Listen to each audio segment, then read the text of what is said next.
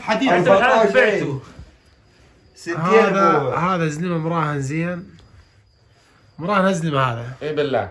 على شنو متراهنين خيو؟ متراهنين انه يقول بي منظمه سجل السياره سنتين وبشار ياخذ $600. اي سياره؟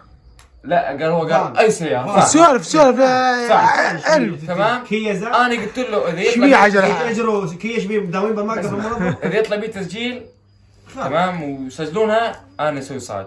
طبعا. ايه طلع ما بالتسجيل خسر الصاج عادي بالفيديو. عادي بالفيديو. بس ما تحب الرهن حيل هايو. وانشر على اليوتيوب. فايت من شغله طلع بشغله.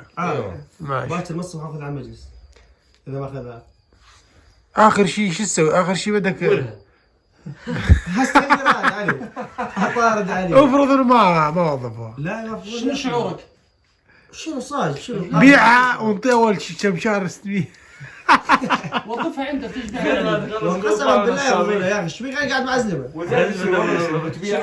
هذا شربان كاس شاي مع واحد يشتغل مع واحد يسوي شاي منظم. كان سجل منظم شنو قمت طلعوا لي حزر. انا اقول لك هذا عارف انا هذا اذا سجل ما لك شغل.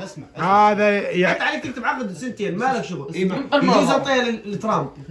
هذا الرجال هذا لا ما تراجع.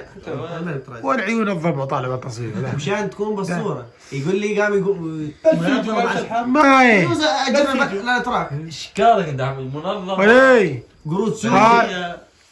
هذا الرجال زين يعرف مستخدم منظمه وتا يسوي له ما اعرف واسطه.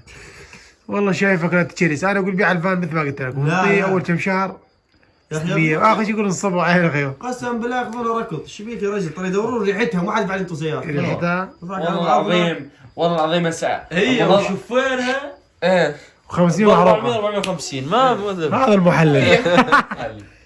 خلاص ريحوه بس سؤال ريحوه. واكثر من ذلك شيء ما ينطون عقود. طبعا هاي الحلاوه بالجبن وهذا الخسران. بالله هيك حلاوه بدي ترى يا رحي الراهن هو صفر.